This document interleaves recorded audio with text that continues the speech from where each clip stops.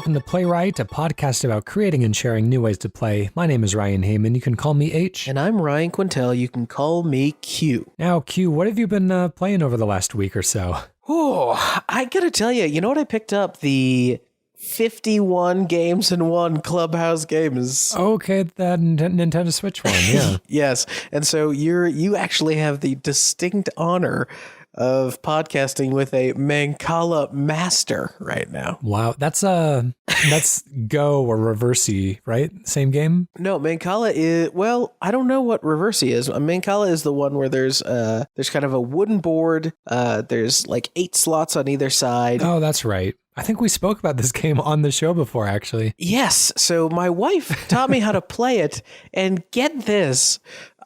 She would hate, she doesn't listen to this show, so it doesn't matter, but she'd hate me for dragging her like this. She taught me incorrect rules to that game. I don't know if she was playing house rules or like a simplified version of it, but it's always interesting when these sort of physical board game collections come out in digital, whether it be Uno or whatever, because, you know, whatever house rules you may have had, or like Monopoly, like, is it when Yeah, that's the big one. Yeah, if you land on go, is it double? Is it not double? Like, what are the rules? How do you go straight to jail? So playing them digitally, of course, it just enforces it on you. And so it's cool visiting some of these physical games in their digital form. Wow. How about you? What are you up to? Well, I've been doing some computer repair, so I've been kind of stress testing it with all sorts of different games. So it's a lot of kind of hopping into things quickly and not really spending too much time in any single one of them. But I started Red Dead Redemption 2 again on PC this time, and man, it's impressive. I mean, everyone knows this, but like just being back in that world is like, wow, I just kind of forgot how great it felt to just be out in nature. Beautiful. And even just I think if I revisited that game, I eventually hit a point where I was like just mission mainlining. And I think now that I've seen it, I could go back and just enjoy like the hunting and just let it be a fishing sim. Yeah. But although is the online chill? I can never tell, because whenever I hear about GTA Online, I've never done the online before. Yeah, I feel like anytime I hear about like Rockstar Online games, they're like aliens are invading and there's heists and you got to do all this stuff. And I'm like, I just want to relax and fish or something. Yeah, I played a little bit of Grand Theft Auto Online just to kind of try it out way back in the day. And it was kind of what you would expect, like people just like driving up and shooting you for no reason. It's just like, it's not really a simulation of the type of city that I want to live in. Right. That was my experience as well. And it all felt a little... You know, it was like, what if Grand Theft Auto, but aspects of being a very durable, powerful character were removed, right? Anyways, let's get to our own video game pitches. I think you're going first today. Okay, well, today I have I recently watched Bram Stoker's Dracula, and I was thinking a lot about maybe doing something that was a vampire game, but kind of in the vein of Rainbow Six Siege or Friday the 13th, where you are playing, one player gets to be a vampire who's trying to break into a house, a castle, you name it, and maybe there's, 2 to 4 other players who are on a team of humans who are trying to survive the night. You can maybe do, the sort of zombie wave barricade stuff we've seen before, boarding up windows and all of that. But I could also see us getting into classes, like let someone play as a priest and priests can bless water, and then you get like holy water as a weapon on the field. So there's a lot more we could do with it, but I'll leave it there. Interesting. We'll go ahead and start the clock there. I think I kind of lost the thread here. Are you a vampire trying to get into a house, or are you in the inside trying to keep the vampires out? Well, if it was a multiplayer game, I think you could have people playing any role. But yeah, I mean, let's talk about first, I guess, the role of the vampire trying to break into the house. I think before we get emails in, one of the kind of defining things of vampire lore is that they aren't allowed to cross the threshold of a home unless they're invited in. Yeah, so. That's right. That's right. I guess every match would have to open up with a cordial invitation or something to a party. I mean, a Hitman type of game would actually be a pretty ideal vampire game. Yeah, It would be a single player. You wouldn't, the same kind of tricks wouldn't work in multiplayer. But one of the interesting things about vampires, I really love vampire fiction, is that they're not like physically imposing, but they're more kind of socially imposing monsters. You know, they're monsters that are protected by society because they're, you know, rich, and because, you know, they're the type of people that, you know, the people who are lower down in the social structures don't question. And so they're able to, you know, be weird and eccentric, and people are allowed to, you know, not leave their house without anyone really asking questions, because you don't ask questions at the count. Right.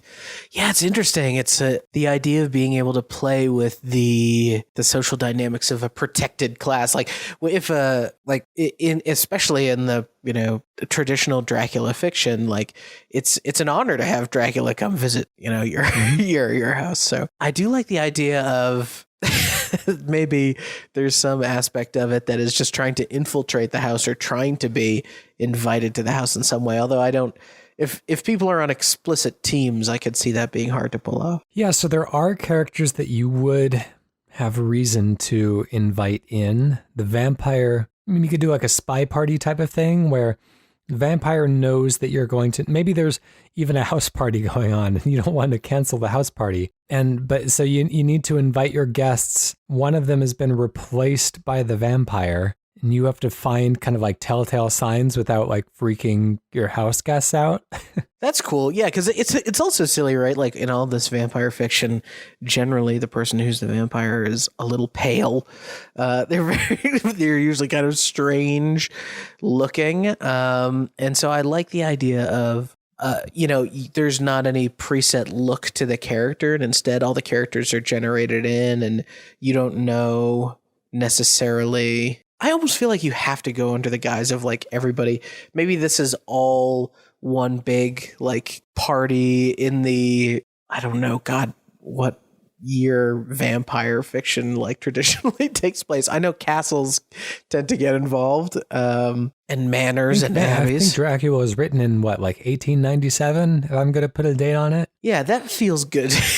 That's very specific for not being sure. 1897. Yeah. So one of the things I was thinking about, right, is like if you're a vampire, you probably have access to becoming a bat or potentially some mist or something.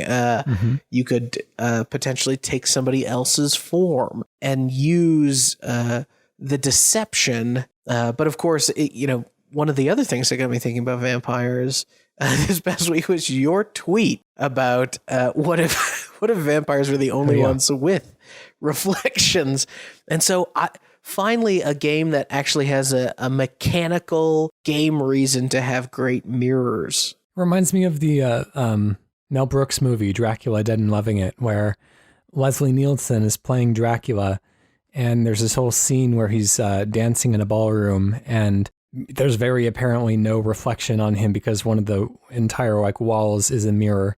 And that's I don't know, it's kind of an amusing situation. But yeah, so maybe one of the things I was thinking of, there's a game called Party Hard where it's kind of like a top-down kind of pixel arty type of game where there's a big party of people. You have to kind of stealth around and murder people at this kind of rave party and try to like hide their bodies before anyone else finds them, and just basically see how much of the party you're able to whittle down, which I was always kind of put off by the premise. It seems, I mean, I'm used to playing very violent video games, but like that just seemed particularly barbaric in a way. Yeah. And very antisocial. But in the case of a vampire, I think like a kind of a rave would be the most interesting setting for a vampire to be in, because there's a you know, you could wear whatever you want. You know, everyone's dressed weird at raves. There's the kind of flashing lights and the loud music, a lot that, you know, is kind of distracting and easy to kind of get lost in the crowd, and you could potentially, you know, take people out without being noticed. And, you know, I think on both sides, whether you're detecting the vampire or whether you are the vampire trying to hide with the crowd, it's kind of an ideal setting. Yeah, I think that's cool. And, you know, I was also thinking like if you do classes of different people, like let's say that the people who are defending the castle, or maybe like you can also have a match where, you know, one group's job is to protect the bystanders. Like you have your dedicated vampires are a known problem. You have your dedicated vampire security. Like if you did vampire hunters, for example, maybe over the course of a match, Like a vampire can choose to do sort of small feeds on people so that they regain health. Maybe they do complete feeds if they have the time and can stay in cover, in which case you can eliminate another player. And then, of course, right, the dynamic of being able to turn other people into vampires. I do like that. One of the things I think is so attractive to me about the Friday the 13th game, even though I hear it's very janky, is that like the feeling of, can you survive the night with Jason on the loose, and the feeling of like, can you figure out who the vampire is, or can you track down and destroy the vampire? It almost is a little Agatha Christie in its construction. I was thinking another kind of fun premise, and maybe this is something different entirely, but almost playing kind of like the Jaws mayor, but in Transylvania, where you're trying to kind of like keep tourist season open while also like warding away vampires and werewolves and zombies and things that are potentially attacking. So trying to kind of like keep the tourists from noticing all the supernatural horrors of the town, whether you are like an armed vampire hunter that's kind of guarding a tour group discreetly, or whether you're kind of a mayor level making like policy changes to keep the supernatural forces at bay. I don't know. I also have here, like, I do like the idea of if you made this a lot more arcadey in its construction, like bringing in Super Smash Brothers, like play as a percentage health remaining, play as a stock number of lives per player, and play as like time till dawn. And then like if you have a vampire slayer as a class, let's say that this is a person who's extra strong or extra capable, well, that the risk reward there, right, is if the vampire can defeat or feed off of the vampire slayer, then you almost get like a super vampire predator who can really start having access to, you know, a wider array of powers. Yeah, that's interesting. So like a vampire would take on the, you get a little hint of that in Dracula, where you can kind of like sense somebody's like memories or read their thoughts or something if he feeds on their blood. Yeah, so if you could somehow use feeding on the other characters as a way of kind of like maybe planting spies within a group, or gaining access to their memories and getting some key intel on the other side. I like the idea of, and that actually gives incentive to the vampire to not fully kill anyone, right? If they want to have a constant pool to feed off of. So if you give the vampire then, like, let's say the vampire has to wander around almost blindly in these semi-complex spaces, like potentially feeding off of one person, you can now like see through walls or track other players for a temporary amount of time, or pieces of the map are revealed to you because they're in that person's, experiences. That's interesting. Let's close that down, put a stake in it. Let's come up with a name. I mean, it would be kind of funny to call it The Stakes Are High and then have the logo be like somebody holding a wooden stake. Yeah, or, I mean, I'm sure this is already the name of the game. I'll just go a little bit more pithy on you and just call it High Stakes. High Stakes. Yeah, I like it. That's a good pun. All right, let's go over to my pitch today. This kind of following on from our very musical episode 2 weeks ago. I'm going to be doing a game you can play with a piano keyboard. So one player goes through a 3D game, kind of like Journey, using a standard controller, keyboard, mouse, whatever. Kind of an exploration type of game. The other player is kind of like the Navi to Link in Ocarina of Time or something like that. Okay. They're kind of like an ethereal presence, and you can you have more information about the surroundings. You have, greater kind of insight into the puzzles and that kind of thing. And the only way that you can communicate with this randomly paired online co-op partner is through piano noises. So you can hit the piano keys, and you have to find a way to turn that into a functional language you can use to guide the other player. So I'm going to go ahead and start the clock there.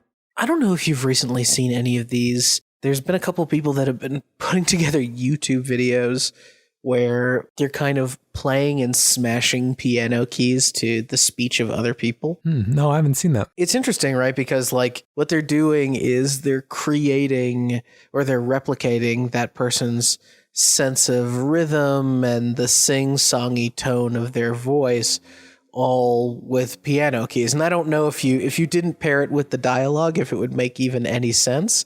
Or it would just sound like a series of strange noises, but that's what this kind of reminds me of like, could you develop a language beyond the, of course, like A through G that you're working with on a piano? There's a piano bar in LA somewhere, and it's the gimmick is that it has, like a haunted piano or like a player piano or something like that, but it is actually somebody playing the piano remotely. And the piano that's in the room is just, looks unmanned and the keys moving on its own and everything. And so you can actually go up to the empty piano and take, say a request, and it will respond with either like a series of notes, like a dun dun, like I don't know that song, or, another kind of chime for like, yes, I can do that. So I think it'd be pretty easy to come up with at least like affirmative yes or no answers.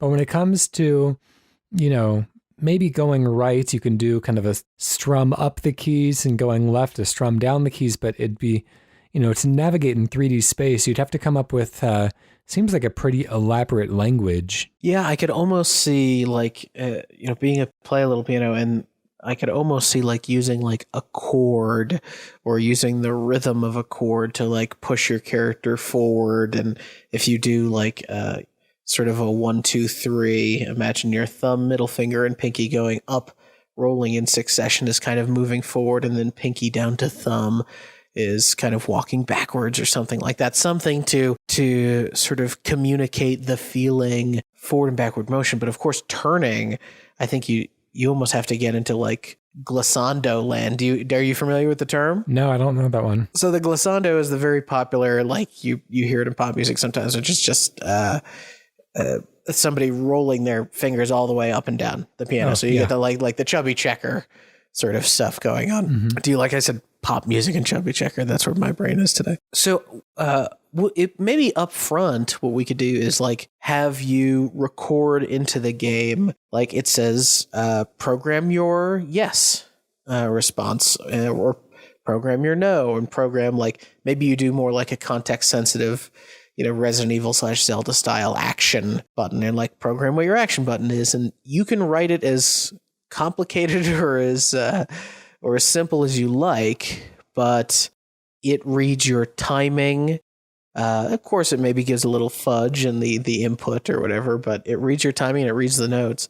And if you don't enter it, then you don't press that button. So it's almost like build your own controller at the onset. I want this to be a conversation between two humans actually playing the game. Got it. So one of them holding an actual game controller, that person could have voice chat back to the piano player, but the piano player, the only way that they can communicate with whatever player they're kind of randomly paired up with is through the piano. So, the person can kind of ask, questions, but eventually you're going to have to come up with a language that's fluent enough where you can you can advise pretty quickly. I could almost see the person who's running the controller having to be like, should I go right or left? And like kind of prompting for the notes that they want to hear from the piano player. That's interesting. What other kind of dynamics are there? I'm trying to think of like the piano player at the bar. I wonder if there's a system of like, when there's effective communication in a session, can you like leave, a tip in the fishbowl or something for the piano player? Yeah, there could be unlockables, or that could just be the only way for this other player to progress through the game, is to kind of escort somebody else through it. It's just these kind of differing roles. I think the biggest thing that I want to see if we can avoid is like, I want to actually encourage them to form a language instead of turning every possible junction into a yes or no question, because yes or no, that's easy to do, 1 for yes, 2 for no, or a high note for yes, low note for no. That's easy.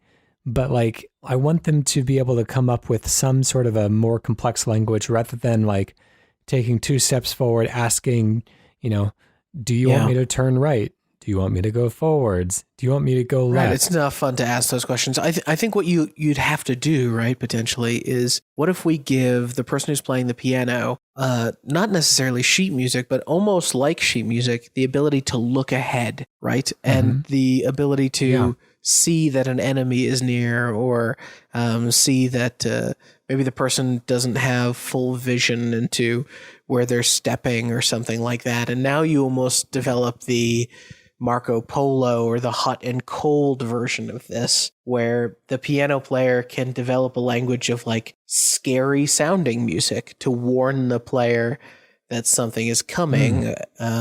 You almost saw some version of this in the piano player that had to do Whose Line Is It Anyway, right? A piano player that almost scores an improv scene in real time. Yeah, so maybe the piano player just gets to see like something beautiful is happening, something dangerous is going to happen or something like that. And they just have to respond. I always think that's so impressive. Anyone that's able to play music along with improv, and to be able to come up with, I've seen that done live a few times as well. And it's just like, that would be so fun, both for like the improv players and for the pianist, if you had the musical talent to do it. But like, I would just love to, put on a scene and have it kind of scored, on the moment. A story for another day, but I actually had the pleasure of doing that a couple times. Oh, cool. And on an improv troupe I was at.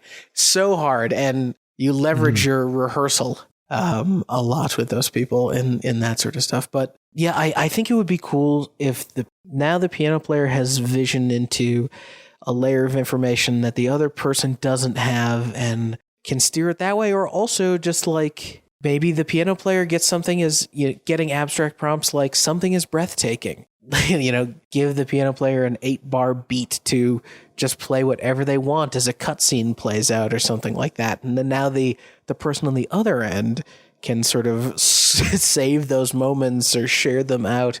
And you're like, look at how this person who couldn't see the scene going down decided to score it. Just think of like the YouTube videos of, everyone would kind of get used to the game being played with very minimal piano inputs. But then, if somebody is like an expert pianist or something, you get a Grant Kirkhope on the other side or something like that, then they're out there kind of scoring the whole game as they go and, still communicating when things need to be communicated, but filling those other moments of just adventuring with piano music. That would be, it'd be a fun experience. You'd be really lucky to be paired up with somebody like that. Yeah, I think you'd get a lot of good, YouTube / popular gaming website here clips of we got the guy who composed the Assassin's Creed soundtrack to play a round of this with a stranger. Yeah. It's almost like a game with an ever-evolving soundtrack, which I think is interesting.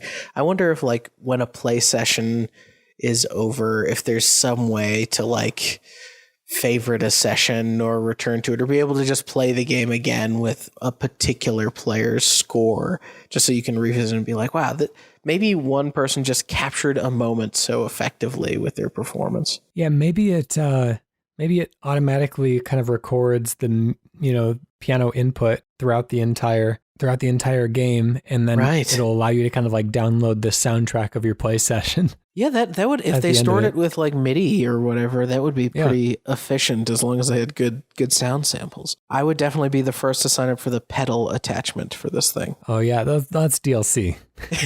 We're out of time. Let's give it a name. I'm trying to think of, there's a cool music term. Agitato is agitated. Agitato. It's like that anime on Netflix, right? Agitato, I'll take your word for it as a musical term. As somebody who's played music some years myself and hosts a music podcast, I should probably have a larger musical vocabulary than I currently do. Yeah, that's it's weird. It's like a bunch of Italian nonsense that it has to... Those Italians have a different word for everything. I know. It's almost like a whole different language when you think about it. Let's move over to our community and see what our always reliable Mike Esguerra has to say for us today. Mike says, many years ago, I really got into mobile games like Papa Sangur, The Nightjar, or Blindside, where players had to blindly navigate a virtual playing area using only binaural sound. Narration and variations in the volume and direction of sound effects would indicate how close the player was to their goals, threats, etc. This might seem silly, but I'm interested to see how you would create a story justification for a VR game that's set in pitch black or near pitch black environment. The game would use Otacon-style narrator character to help you through the darkness and occasional visible goals like lit checkpoints along your path. As always, I'm eager to hear what you can do with this idea. Keep up the great work. Cool, thank you. Another game of being guided from afar. I'm going to go ahead and start the clock.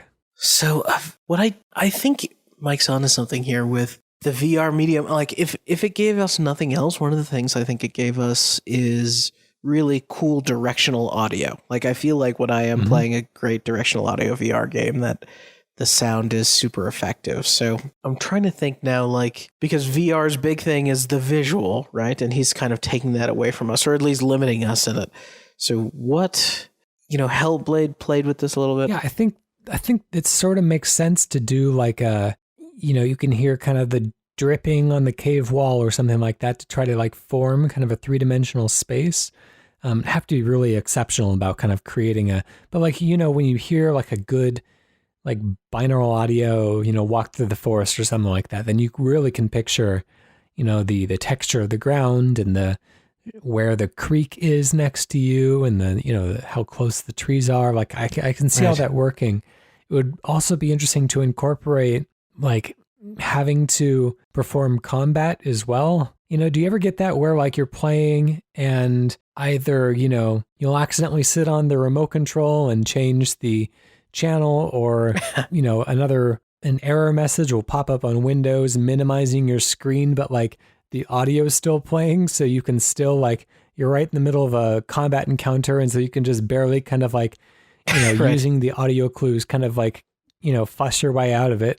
Yeah, you can hear that you're being owned, but you can't quite. I mean, there are some games where it's like there will be an audio cue for like when they're about to strike, and so you can perform the parries and the riposte and stuff like almost better if you're not looking than when you are. Yeah, I'm wondering too. I'm thinking about like the Otacon character or somebody being like, "Hey, be careful! Like the monster's winding up now," or something like that. Somebody who's like explaining to you the animations. This is almost like a text-based adventure game, only like a voice-acted text-based adventure game, isn't it? Yeah, I mean, a lot of those games are just kind of like black screens with text on them. You awaken in front of a fireplace. There's a road to the north and a road to the west type of thing. Yeah, I guess you could do something that's pretty straightforward like that. I like the idea of using naturalistic sound more than just narration, though. That feels like it's treading pretty close to things that have already been done. Yeah, I think like if you could do something where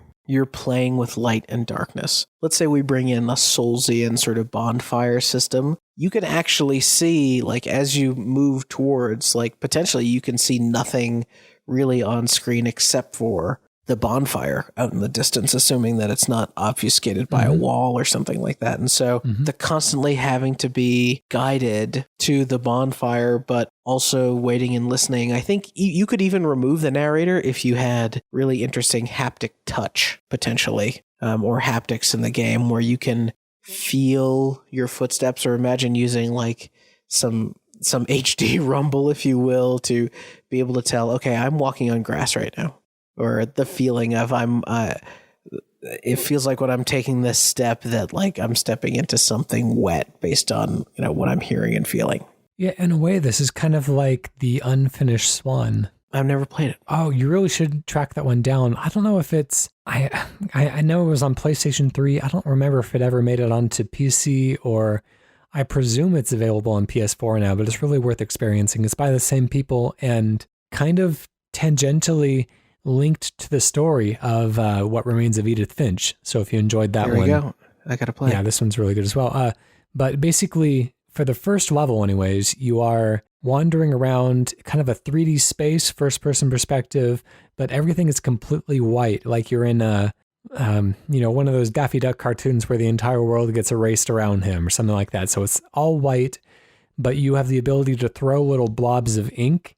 And as they splatter on the objects around you, you can start to kind of like form definition of shapes and make your way around this world just kind of based on where this ink splashes. That's cool. You could also, I was just thinking like the intro, like the first opening minutes of this game, you could potentially give someone sight and take it away from them. So like establish. I think that'd be helpful to kind of establish the scale of things and what enemies are supposed to look like and behave like before you kind of take all of that away. Yeah, and then potentially you saw me the other day play some Deep Rock Galactic. I do like the idea of, having an ability or having something for your character that is, if you find, you can collect maybe like glow sticks and then crack them in half with your two hands and at least either be able to hold them or throw them on the ground and get a small amount of ambient light. And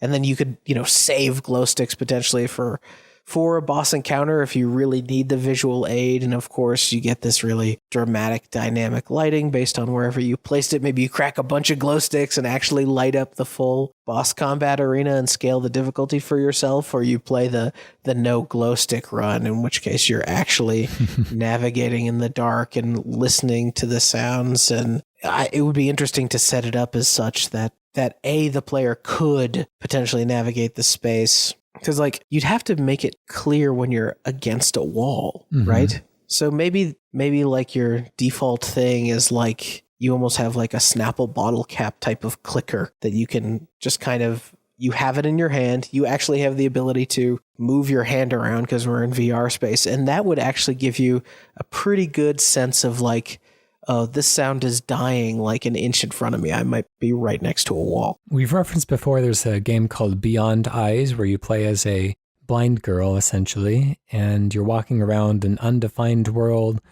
But as you get closer to the objects in your environment, and they start to kind of like pop into being and pop into color, it's, I don't know if it's like a really honest exploration of what it's like to be blind, but it's a very pretty game, and it does kind of play with that sense of sound. They kind of use the sound to justify when these objects are kind of popping into being. So if you'll hear a duck quacking, then you can get, that's your clue that the duck is there. And that the river, they'll kind of overemphasize that sound effect as the river is being colored in to kind of like show you how this girl is kind of piecing everything together. I recently played this past weekend Superliminal, which is I think you would really love Superliminal. Right, yeah. Yeah, actually, that's a local game from here in Seattle, and they've submitted to the Seattle Indies Expo for a number of years now, and so I've kind of followed that one through its development. Wild. What a wild game. And I think I saw some early development videos, but what they managed to accomplish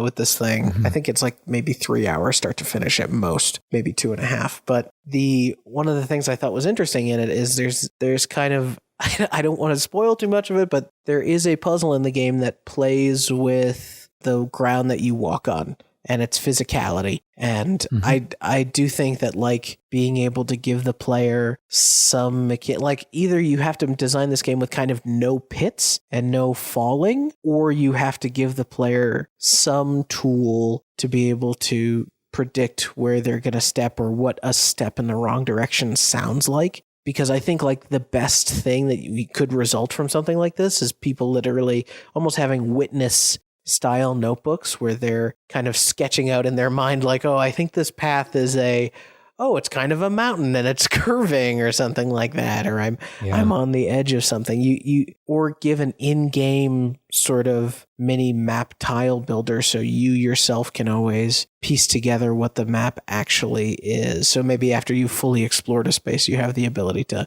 understand its totality, and you don't want necessarily the I'm going to miss something feeling. Yeah, I was thinking about that, being able to like yourself be able to kind of place tiles of light and stuff like that so you can kind of mark where you've been and what you think the level will end up looking like. Yeah, and then you could almost do like a pick cross or something at the end where you like superimpose the real map on the player drawn one and see how close you get it. That's all the time we have there. Let's give it a name. Ooh, Beyond ears, no. It feels like it would be a cliche or something, but I don't know if it's like light in the dark or something like that. It's like the Dio song "Rainbow in the Dark." Yeah, Rainbow in the Dark is a pretty good title for a video game too. Yeah, I don't think anyone else has used that one in the video game realm, anyways. So I think that fits. It's evocative. Gosh, it kind of reminds me of the game Scanner Sombre. That one's another one to look up if you have the time. Thank you very much, Mike Esguerra, as always, for writing in with your own game idea. If you, the listeners, have anything that you would like to put forward, then you can do so by emailing us, playwrightcast@gmail.com. You can go to our website, playwrightcast.com/pitch, or you can tweet us at playwrightcast. Special thank you to PROTODOME for the use of our theme song, Hello World, off the album Blue Noise. While you're listening to things, why not go check out Sound of Play, The Sausage Factory, and the Cane and Rinse podcast? All right, to take us out of the show today, I think you are quizzing me. Oh, you better believe it. Are you ready for your redacted game? I am. Okay. Embark on a vast new redacted adventure as redacted, all with their own origins, redacted, and goals. The producers of the Redacted series at Redacted have brought a new world to life through a mix of, I apologize for this, redacted, and redacted visuals. Where to begin, who to team up with, where to go next, only you can decide. I have a little bit more if you want me to keep going. Okay, keep going. Okay. Each Redacted can use a distinct redacted, a specialized way of achieving objectives and interacting with people you encounter. Combat revolves around the redacted system, a fusion of redacted, battling, and modern enhancements. Modern enhancements? Yeah. What does that even mean? It's like steroids? Yeah, that's right. They juiced up these combat mechanics, I guess. Okay, so this is a series that is an old series that is getting kind of a revitalization. Potentially. I feel like you're a little cool to cold there. All right, so you're playing as a team of people, but you can kind of choose your character. Each one has their own kind of specialization. So yes, that's like everything from Lego Star Wars to, I mean, it's a pretty broad net we're casting here. I think this line here is a good prompt of the producers of the Redacted series at Redacted have brought a new world to life through a mix of redacted, and redacted visuals. And you said that was going to be helpful? Yes, I think like visuals and the fact that whoever made this has made other similar series in the past. Okay. Well, I mean, one of the things that I was thinking of was the Wonderful 101, but I know it's not that because you're not really choosing individual characters to play as. You're kind of more playing as the conglomerate. Just kind of walk through my thought process here. Yeah. You're definitely warmer than guessing it's an old series that's been revived. Okay. All right. Are we talking like spiritual sequel here where it's like, we're obviously drawing upon people with a legacy. Is this something that kind of marries naturally into what they did before? I would say so. I would definitely say so. Interesting. And how recent are we talking? This game has been released within it is in this console generation. Okay, cool. All right, this console generation, multiple characters you choose between. They each have different abilities. A battle system that's a fusion of redacted, battling, and modern enhancements. Is this, and this will count as one of my guesses, this is kind of more broad than, but this counts. Is this somewhere within the Warriors series? Good guess, but no, it is not. Okay. All right. You got it so easy last time I quizzed you, so I really wanted to give you something here. This is good. All right.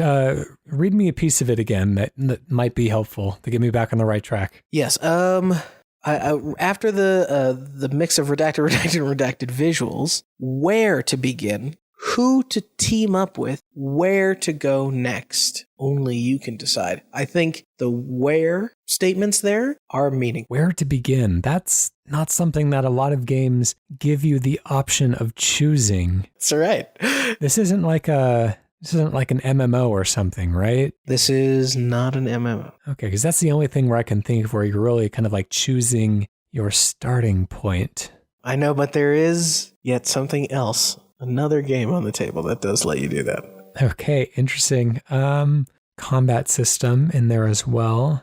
Ooh, I hope you're going to be kicking yourself if you don't get that. You see, I just feel like there's usually one piece of the puzzle that's just like so, something to really grab onto. This time I'm still, even this far into it, still kind of flailing for like a real anchor. Yeah, it definitely, it's interesting because here's my last hint that I'll give you. Mm-hmm. It is not a game in a series. It has no ties to any other known IP. All right. So it's not like, it's not Destiny. It's not, gosh. Okay, the last hint I will give you, and this is the real last, is that you had the right, you were I would say it is known for being on a Nintendo platform. Okay. Known for being... I don't want to say it's an exclusive. I don't think it is, but it might be. Okay. It might be an exclusive. Actually, I'm looking here on the Metacritic page. It is not, it's also on PC and Stadia. So it's not an exclusive. PC and Stadia. Yeah, I know. How thought you'd get a chuckle out of that. Gosh, if I was more familiar with that library, that would really narrow it down. I was just thinking that's a dead ringer if we just all knew what the hell was on that server. Okay, commonly associated with Nintendo. Is this an indie game? Absolutely not. Okay, interesting. Who's creating stuff that is best known for being on Nintendo platforms that's not an indie? Not an indie. Only Ubisoft, really. Okay, it feels like you're calling it. Let me get one more good guess out there, and then we can call it good. Okay, let's see. I'm gonna say Mario and Rabbids. Ooh, you were definitely you were into the right space of like big publisher. The description is: embark on a vast new role-playing adventure as one of 8 travelers, all with their own origins, paths, and goals. I had basically had to kill the word path throughout this description. The producers of the Bravely series at Square Enix have brought a new world to life through a mix of CG, pixel art, and HD 2D visuals. All I feel would have given it away. Maybe pixel art, I think, could have been. But knowing that it's a pixel art hybrid, I feel like also gives it away. Yeah. Embark on where to begin, who to team up with. And then it says, each traveler can use a distinct path action, a specialized way of achieving objectives and interacting with people you encounter. Combat revolves around the boost system, a fusion of traditional turn-based battling and modern enhancements. Octopath Traveler. Wow, very good. That was a good one. Yikes. I'm wondering now if it was misleading, but I do feel like we all saw that with like the Switch reveal and think of it as being kind of this Switch. Yeah, definitely. It was on Switch like I think a year before anything else. Okay, that makes sense to me. But it was so funny because if you had zoomed in once you knew it wasn't indie, if you had just gotten to Square, that would have unlocked it for you. Yeah, I wasn't even thinking about Square. That's a good one. Yeah, they barely make these type of games anymore, but here you go. Well done. I tricked you. I got your back. Yep, that's right. I'll have to get you next week. I love it. All right, next week I'll do something. We'll do like Dark Sector or something like that. Oh, God. I don't stand a chance. No, we'll keep it coming. Come back next week to see if you at home can guess faster than we can. I wonder how many of the audience guessed it this time around. You have to, honor system. Who got it right? Right. Yeah, and if you don't have a idea for a video game to pitch, feel free to send us your redacted version of a Metacritic game description, and of course include the link to Metacritic so we actually know the answer. Absolutely. There you go. Very cool. Well, that'll do it for us this week. We'll catch you again next week. Bye.